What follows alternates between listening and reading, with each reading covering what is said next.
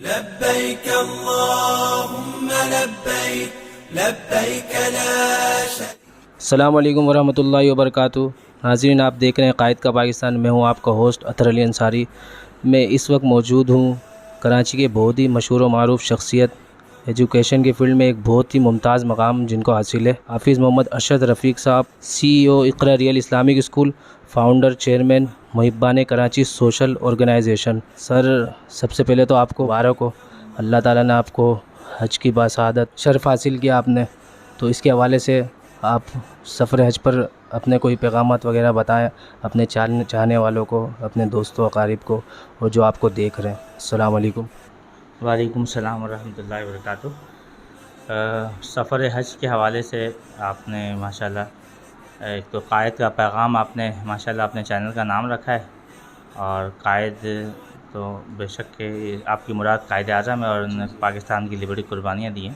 اللہ پاک ہمارے اس نوجوانوں کو مزید تقویت عطا فرمائے اور اپنے ملک اور قوم کی خدمت کی توفیق دے. سفر حج کے بارے میں تو بہت طویل بات ہے. اللہ پاک ہمارے ہر مسلمان بھائیوں کو، بہنوں کو اس سرزمین پر جانا نصیب فرمائے. چند مختصر باتیں اگر میں سفر حج کے حوالے سے کہوں تو یہ ضرور بتانا چاہوں گا، پورا حج جو ہے وہ اللہ تعالیٰ سے مانگنے کا نام ہے. حج کے رکن کو آپ سمجھ لیں کہ منی میں آپ جاتے ہیں، کوئی اللہ تعالیٰ نے یہ نہیں کہا کہ کوئی خاص قسم کی نمازیں آپ کو پڑھنی ہیں، کوئی خاص قسم کے اوراد و وظائف پڑھنے ہیں، بلکہ کہا بس اللہ سے مانگنا ہے. پھر کہا جب عرفات کے میدان جو رکن اعظم ہے حج کا، کہا بس اللہ سے مانگنا ہے. اور وہاں مانگنے کا عالم یہ ہے کہ ہر مرد و زن، مرد عورت، ہر شخص کوئی کسی پلر کو پکڑ کر، کوئی کسی دیوار کو پکڑ کر اپنے رب تعالیٰ کے ذات میں مگن ہے، گم ہے. کوئی کہیں رو رہا ہے، کوئی کہیں گرا پڑا ہے، اپنے رب تعالیٰ سے اپنی مغفرت طلب کرتا ہوا، اپنے خاندان کی مغفرت طلب کرتا ہوا، اپنے گناہوں سے معافی طلب کرتا ہوا. پورے عرفات کا جو میدان ہے وہ اس سے بھرا پڑا ہوتا ہے. اسی طرح سے مسلمان یہ سارے عرفات سے نکل کر جب مزدلفہ کی جانب جاتے ہیں، اور اس تھکن کے باوجود بھی ان پتھروں پہ سوتے ہیں. اور پتھروں پہ سونا کیا سونا ہوتا ہے کہ ایسی نیند آتی ہے، ایسی نیند آتی ہے کہ کسی کو اپنا ہوش نہیں رہتا. نرم بستر میں رہنے والے، اور ہم اگر تکیہ نہ ہو تو ہمیں نیند نہیں آتی، لیکن الحمدللہ اس سرزمین کی بات ایسی بات ہے کہ انسان جاتا ہے اور پتھروں پر، پہاڑوں پر سو جاتا ہے، اس کو ہوش نہیں رہتا، اور اللہ پاک اس میں بھی اسے سکون اور اطمینان عطا فرماتے ہیں. اس میں ایک واضح میسج جاتا ہے کہ اصل میں سکون اور اطمینان کا مالک جو ہے وہ اللہ تعالیٰ ہے. ہمیں تمام چیزیں جو عطا کرتا ہے وہ اللہ تعالیٰ کرتا ہے. سکون اور اطمینان نیند میں نہیں ہے، اللہ کے حکم سے نیند میں ہے. سکون اور اطمینان پانی میں پیاس بجھانے کی طاقت نہیں ہے. ہمیں یہ سمجھنا ہوگا کہ اللہ کے حکم کے ساتھ پانی پیاس کو بجھا سکتا ہے، پانی آگ کو بجھا سکتا ہے. ورنہ آگ کا کام تو جلانا ہے، لیکن جب آگ کو اللہ کا حکم آیا کہ ابراہیم کے لیے اے آگ، تو ابراہیم کے لیے گلزار ہو جا، تو آگ کا کام تو جلانا تھا لیکن آگ نے جلایا نہیں. تو پتہ یہ چلا یہ تمام چیزیں جو ہے وہ اللہ کے حکم کا نام ہے.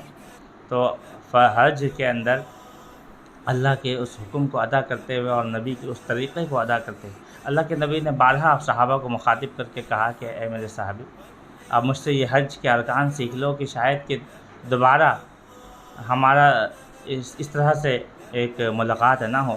اور مزدلفہ میں مسلمان وہاں سے نکل کر پھر وہ جمرات کی طرف شیطان کو کنکریاں مارنے، رغم للشیطان رداء للرحمن، وہ شیطان کو رغمل کرنے، ذلیل رسوا کرنے کے لیے نکلتا ہے. پھر ایک طویل سفر طے کرتے ہوئے وہ بیچ میں منی آتا ہے. پھر وہاں سے طے سفر کرتے ہوئے وہ ہم مسلمان کی ایک اجماع، ایک تعداد، سارے جو حج پر موجود ہوتے ہیں وہ شیطان کو کنکریاں مارتے ہیں اور شیطان کو ذلیل رسوا کرتے ہیں. پورے حج کے رکن میں، پورے حج کے ارکان میں اللہ سے ہر جگہ اللہ سے مانگنا ہی ٹھہرا. پھر جب اس ارکان سے فارغ ہوتے ہیں تو پھر ہم شیطان کو کنکریاں مارنے کے بعد اپنے حلق کرواتے ہیں. حلق کروانے کے بعد آپ حلق کرانے کی دعا بھی دیکھ لیں تو اس میں بھی اللہ کی حمد و ثنا بیان کی گئی. پھر جب ہم احرام کو الگ کرتے ہیں، پھر احرام کو الگ کرنے کے بعد طواف الزیارہ کے لیے خانہ کعبہ پہنچتے ہیں.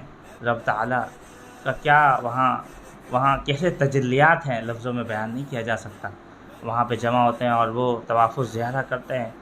وہاں پہ پورا یورپ، پورا ایشیا، آپ سمجھ لیں کہ تمام 7 بر اعظم سے لوگ وہاں پہ موجود ہوتے ہیں، مرد عورت سب اس طرح سے خلط ملط ہو جاتے ہیں، لیکن مجال ہے کہ کسی کو کسی کا ہوش رہے، کسی کو کسی کا ہوش نہیں رہتا، اور انسان اپنے رب سے کوئی کعبۃ اللہ کے غلاف کو پکڑے، کوئی اس دیواروں کو پکڑے، اللہ سے مانگتا ہے، اور اللہ سے امت مسلمہ کے لیے، لوگوں کے لیے، اپنے لوگوں کے لیے، اپنے لیے بھلائی طلب کرتا ہے، اور وہی اللہ جو اپنے حبیب علیہ الصلوۃ والسلام کے صدقے ہم سب کو بھلائیاں عطا فرماتا ہے۔ یوں حج کا جو رکن ہے وہ پھر کمپلیٹ ہوتے ہوئے پھر ہم دوبارہ حاجی منی میں جاتے ہیں، اور منی میں اگلے 2 دن تک باہر نکل کر جو ہے وہ اس رکن کو ادا کرتے ہیں کہ شیطان کو رغمل کرتے ہیں، رغم للشیطان رضا للرحمن کو ادا کرتے ہیں، اللہ تعالیٰ کی رضا کے لیے شیطان کو کنکریاں مارتے ہیں۔ تو میں المقصود یہی کہنا چاہوں گا کہ اللہ سے جب انسان ایک حاجی جاتا ہے اور اللہ سے مانگتا ہے، اور مدینے جب جاتا ہے تو حضور علیہ الصلوۃ والسلام کی اس بارگاہ کو جس کے بارے میں سنا ہوتا ہے، جس کو تصویروں میں دیکھا ہوتا ہے، اس گنبد خضرا کو دیکھتا ہے انسان، اس کے جذبوں میں گم ہو جاتا ہے۔ پھر حضور علیہ الصلوۃ والسلام کی جو بشارت ہے کہ جس نے میرے مزار کی زیارت کی، مجھے آ کر یہاں سلام کیا، اس پر میری شفاعت واجب ہے، تو اس کا حصہ الحمدللہ ملتا ہے کہ حضور کے بارگاہ میں جا کے سلام کرنے کی سعادت ملتی ہے حاجی کو۔ تو یوں اللہ کے نبی نے ارشاد فرمایا کہ جس نے حج ادا کیا اور وہ مدینے نہیں آیا، اس نے مجھ پر جفا کیا۔ تو مدینے جاتے ہیں مسلمان اور حضور سے اپنے محبت کا، اپنے عشق کا اظہار کرتے ہیں۔ اللہ تعالیٰ صحیح معنوں میں حاجیوں کو کبھی رسوا نہیں کرتا، کبھی پریشان ہونے نہیں دیتا۔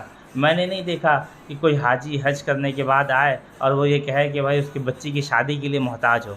آج شیطان نے ایک بات چلا رکھی ہے، ہمیں فلاں فرائض ادا کرنے، فلاں فرائض ادا کرنے، اور ہم حج سے رہ جاتے ہیں۔ تو میرے تمام امت مسلمہ کو یہ پیغام ہے کہ اللہ نے جب آپ کو توفیق دی ہے، آپ حج کریں، آپ اللہ کے بارگاہ میں جائیں اور اللہ سے مانگیں، اللہ پاک آپ کو غنی فرمائے گا، اور انشاءاللہ آنے کے بعد نہ آپ کے گھر کے بچوں کی شادی کے مسائل رہیں گے، نہ دیگر کوئی مسائل رہ پائیں گے۔ تو اللہ تعالیٰ ہم سب کو اس بارگاہ کی باادب حاضری کی توفیق عطا فرمائے۔ سر مدینہ شریف کی طرف جب رواں تھے اور جب قریب آ رہا تھا، اس وقت آپ کی دل کی کیفیت کس طرح تھی؟ ایک اشعار میں پیش کروں گا کیونکہ نعت خواں بھی ہوں۔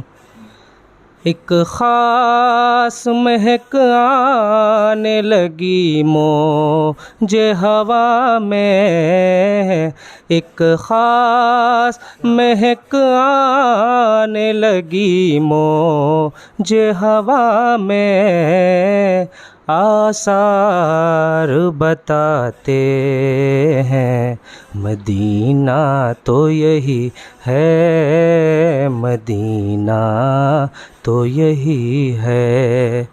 ماشاءاللہ بہت بہترین ہے۔ میں تو ایک ادنا سا شاید کوشش کرتا ہوں کہ مسلمان ہونے کے جو فرائض ہے وہ ادا کریں۔ عاشقوں نے لکھا ہے کہ طیبہ سے لوٹنا کسی عاشق سے پوچھیے، طیبہ سے لوٹنا کسی عاشق سے پوچھیے، ایسا لگے کہ روح بدن سے نکل گئی۔ تو طیبہ وہ مقام ہے، وہی ہے کہ انسان کی محبتوں کا محور، مسلمان کے عشق کا محور جو ہے حضور علیہ الصلوۃ والسلام کی ذات ہے۔ جب کسی کو اللہ پاک توفیق دے دیتا ہے کہ اس دربار میں حاضر ہو جائے، اور پھر حاضر ہونے کی جو خوشی ہوتی ہے، جو طلب ہوتی ہے، جب مجھے سعادت ملی تو میں نے کسی سے کہا تھا، میں نے کتابوں میں پڑھ رکھا تھا کہ قریب سے جا کے مدینہ کو دیکھنا چاہیے۔ تو میں نے ایک ساتھی کو کہا کہ بھائی میں تمہارے ہاتھوں میں ہاتھ دیا، مدینہ کی طرف جاؤں گا، اور جب مدینہ قریب آ جائے تو کیونکہ اگر پہلے میں مدینہ کو دیکھوں گا تو وہیں رک جانا ہوگا، حضور کو سلام پیش کرنا ہوگا، ایسا کرنا مجھے قریب لے جانا۔ جب میں قریب چلے جاؤں تو مجھے کہنا، میں نگاہوں کو بلند کروں گا۔ اور یوں ہی ہوا، وہ ساتھی لے گیا، میں نگاہوں کو نیچے رکھتے ہوئے آگے گیا۔ جیسے مدینہ قریب آیا، اس نے کہا نگاہوں کو بلند کر لیں۔ تو یقین کریں جب نگاہوں کے سامنے وہ سبز گنبد کا منظر تھا تو دل کی دنیا جو ہے وہ زیر و زبر ہو کر رہ گئی، دل کی دنیا الگ ہی ہو گئی۔ تو اللہ پاک صحیح معنوں میں ہم سب کو باادب مدینہ کی حاضری نصیب فرمائے۔ پھر حضور کو سلام پیش کرنا، حضور کی بارگاہ میں بار بار حاضری دینا، وہ جنت کی کیاری کے مانند اس مسجد میں جانا، باب السلام سے داخل ہونا اور نگاہوں کو نیچے کیے ہوئے حضور کو سلام پیش کرتے ہوئے وہاں سے گزرنا ہر مسلمان کو اللہ پاک اس کی توفیق نصیب فرمائے۔ اسی طرح سے مدینہ کی بات تو بہت ہے، وہاں کی ہر گلی امام شافعی باہر نہیں جاتے تھے، کہتے تھے کہیں ایسا نہ ہو کہ مدینہ سے باہر جاؤں اور موت آ جائے۔ تو ہمارے اسلاف نے تو ایسی قربانیاں دی ہیں۔ پھر مدینہ میں کئی ہزار صحابہ کرام جنت البقیع میں آرام فرما رہے ہیں۔ حضور علیہ السلام کے ساتھ خود صدیق اکبر رضی اللہ تعالیٰ عنہ، حضرت عمر فاروق اعظم الحمدللہ وہاں موجود ہیں۔ اسی طرح سے بے شمار زیارتیں مکہ اور مدینہ میں ایمان کے تازگی کا سبب ہے۔ کعبۃ اللہ کے سامنے وہ جگہ موجود ہے جہاں سے حضور معراج پر گئے تھے۔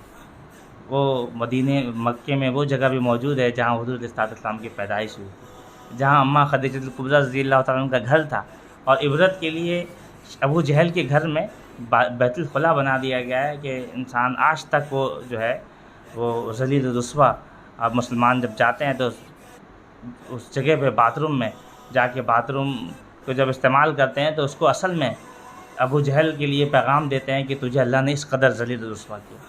اسی طرح سے بے شمار زیارتیں ہیں۔ جنت المالا میں جب جاتے ہیں خدیجہ الکبریٰ رضی اللہ تعالیٰ عنہ کا مزار، حضور علیہ السلام کے صاحبزادگان کا مزار، اور 10,000 صحابہ کرام کا مزار وہاں پہ موجود ہے الحمدللہ۔